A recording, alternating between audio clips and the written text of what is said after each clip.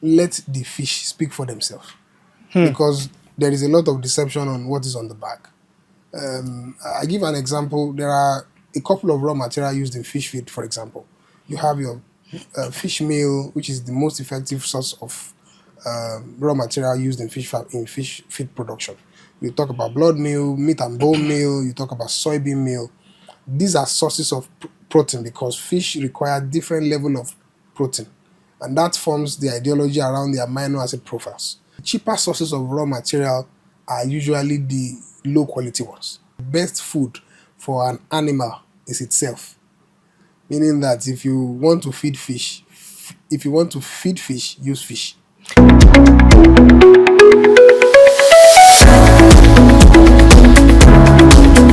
When you eat today, thank God and thank farmer, because no farmer, no food, no food, no life, and no life, no nation. Olumide is my name, the host of Farmers Hub on Roaming Royal Media, where we talk everything agriculture. And today, I have a special guest in house today that will be talking to us about something very important.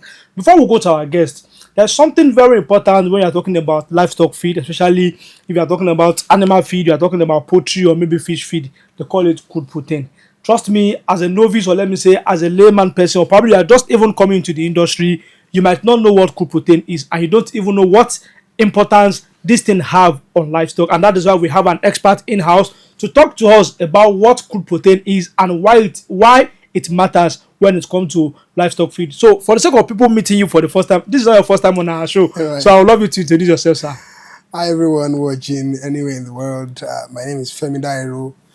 I wear many caps at different times, but today I'm going to be speaking to you about animal nutrition and fish feed in particular.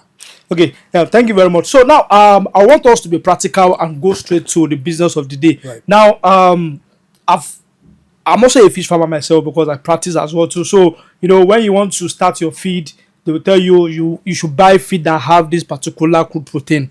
When you want to, maybe when they get to a particular level, you give them this particular crude protein. I always ask myself this question: what does crude protein really mean? So I think you, as an expert, I want to talk to us about nutrition in livestock farming. What does crude protein mean? Crude protein simply means a measure of nitrogen, not protein. Measure of nitrogen, Not not protein. Yes. But I thought they said crude protein. I was expecting it to be measurement of maybe protein or something. So can you I want you to elucidate more so that people watching at home will definitely understand what it means. So crude means unrefined, raw, Okay. unusable, right? So if you talk about crude protein, you are simply talking about nitrogen from every source of the raw material. For example, you say you have cassava. Cassava is known as a carbohydrate source, but cassava contains some level of nitrogen. Usually when you ascribe a feedstuff or a raw material as a material source, you call it carbohydrates, you say it is protein, you say it's a fatty acid and all. But the point is, when the percentage of protein in a feedstuff is lower than 10%, you don't ascribe it to it. For example, if protein in any feedstuff is lower than 10%, you don't say it's a protein source.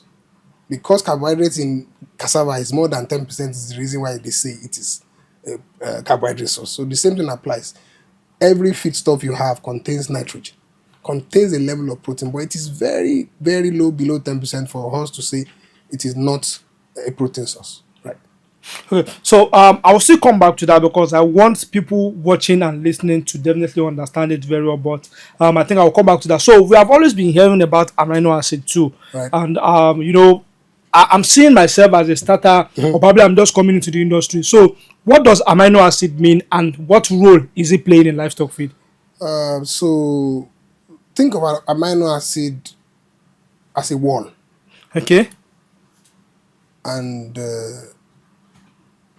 amino acid, think of protein as a wall, amino acid is the building block.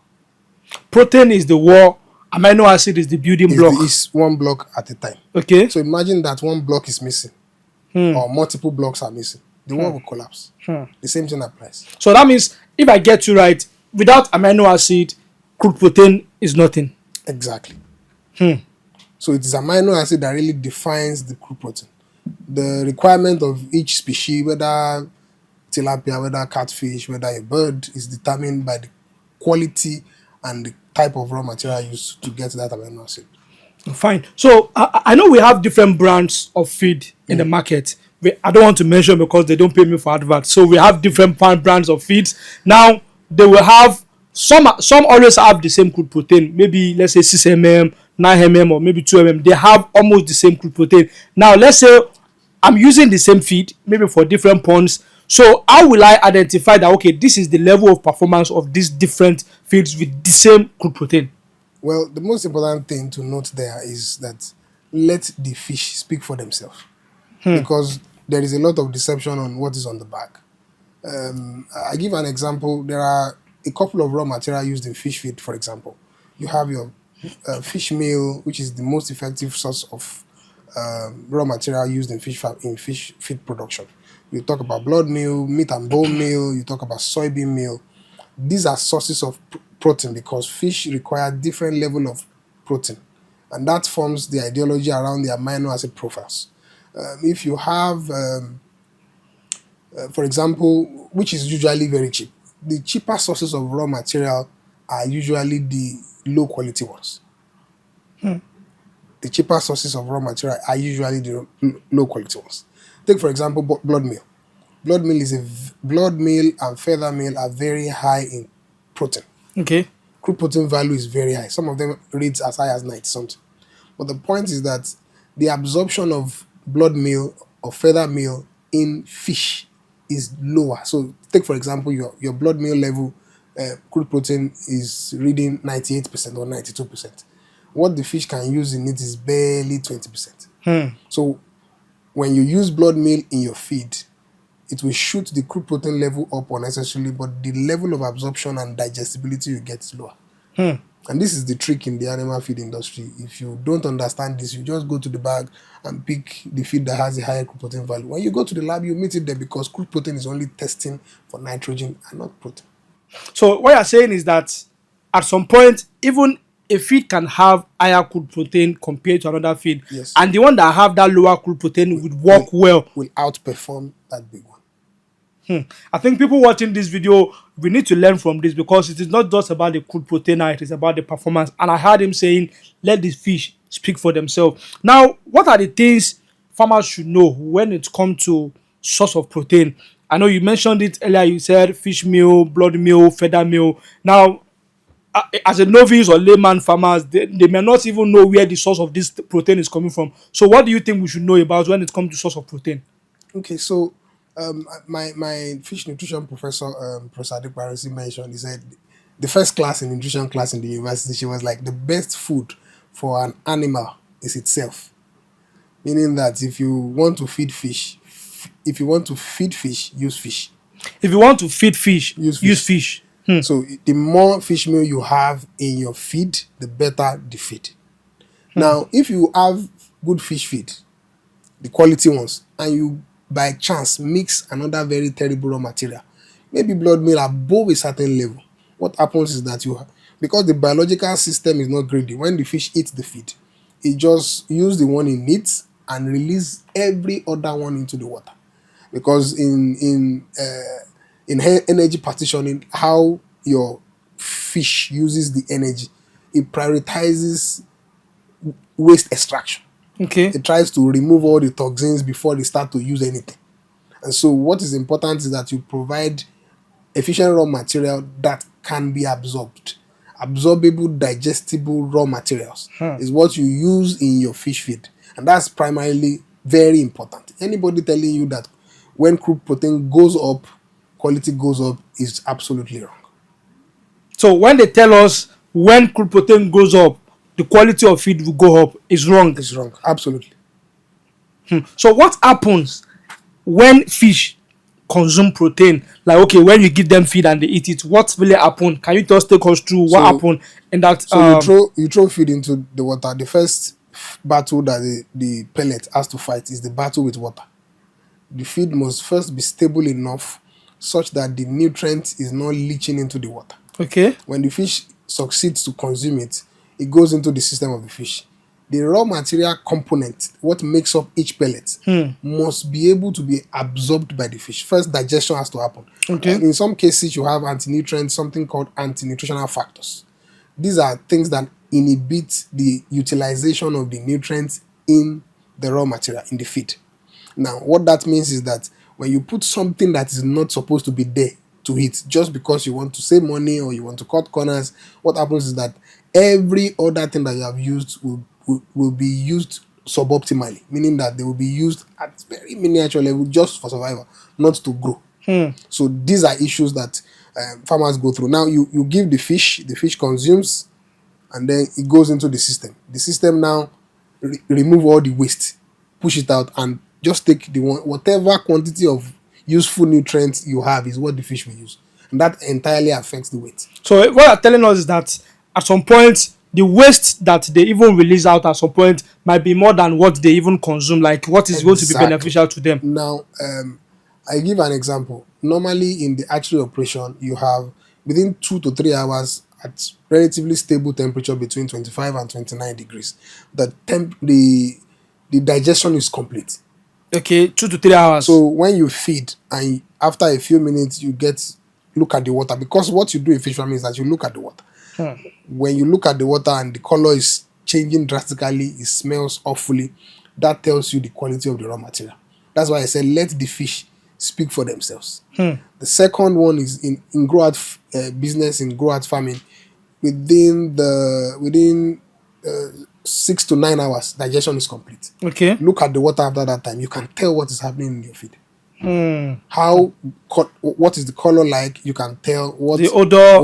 what is the appearance, and this also shock the water quality. What happens is that excess ammonia or excess nitrogen is released into the water and it forms ammonia, and that pollutes the water. Oxygen is reduced. Once oxygen is depleted, even the nutrient that has been absorbed will not be used effectively. Now that takes me to what I want to ask next, which is the relationship between the feed that we give to our fish, to what we call the relationship between the feed, protein, water quality, and also dissolved oxygen. Because every time I attend maybe trainings or seminars around aquaculture, they will be telling you about dissolved oxygen, water quality, that it is just very important. So, what impact, or let me say, what role or what effect can feed have on this quality or parameters that you need to check? Any feed that spoils water is a bad feed. Any feed that spoils water is a bad Is a fish. bad feed. Is a bad feed. Of course. Now, because excessive nitrogen, when you do, instead of, we talked about crude protein, you are loading nitrogen from different sources. The quality of that nitrogen is determined by the source of the raw material. When that is used, the excess one, first the excess one, second, the ones that cannot be used is pushed into the water. Once that is pushed into the water, it destroys the water quality. First, oxygen is the first responder to it because oxidation happens.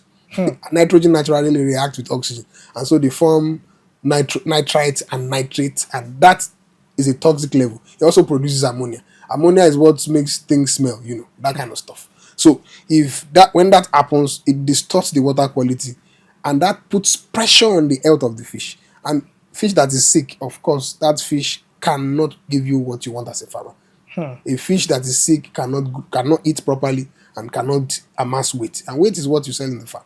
So now, if I get you right now, feed has a lot of role to play when it comes to our water quality, Right. and dissolve oxygen as well too. Because when the feed, the waste on the water is much, it increases the ammonia content, which is in turn having effect on our water quality and dissolve oxygen as There's well too. also an environmental application to it.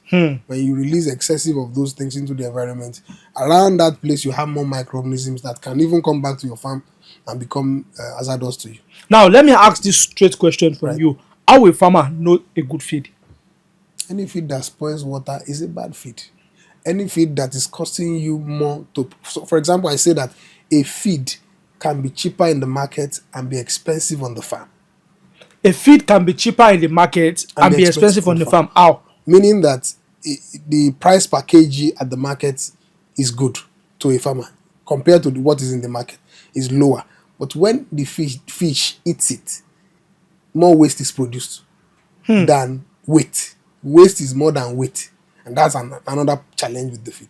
So that's how you know feed that is performing. See, these things are like I used to say, animal farming, fish farming is completely science. If you don't know the science of that business, you are going to be doing anything that you are told in the market, And that's usually what happens in the industry. So me as a farmer, how can I measure the true value and profitability in a fish feed? Now I'm buying this brand.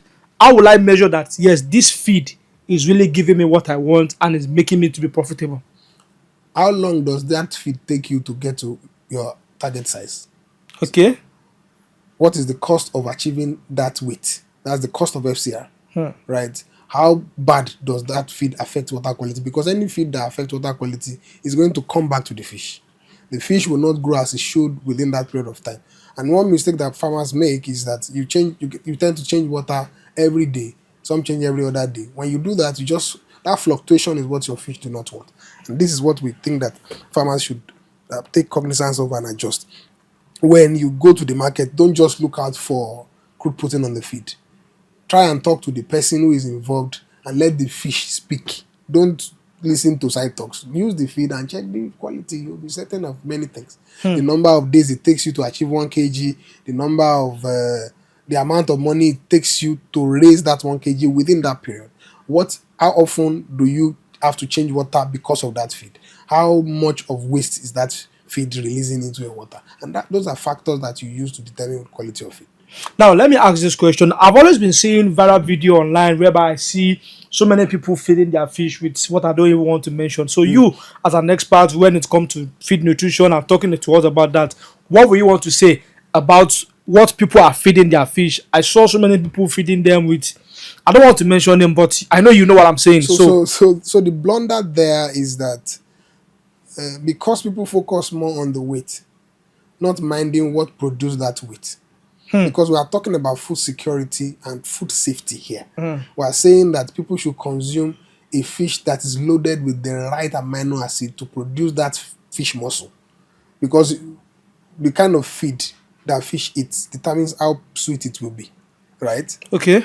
So if you are feeding your fish with more of garbage, it will affect the taste. Those who process fish can tell you this.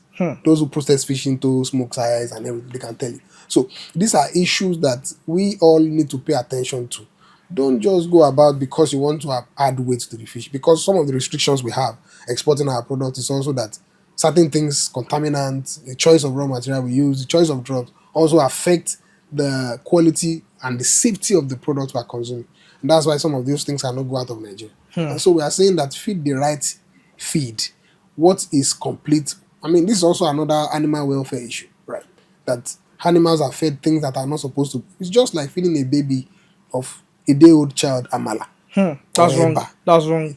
Yes, it is food the child will open mouth and you put, but is it going to be useful to the child? And that same thing applies. That's why most people are running into losses because they are feeding all manner of things. And then, of course, some people can sell at whatever rate because they also do not spend any money. And they're making problem for other farmers who are spending heavily on ensuring the fish grows properly and is right for the society to consume. And this is a public health concern.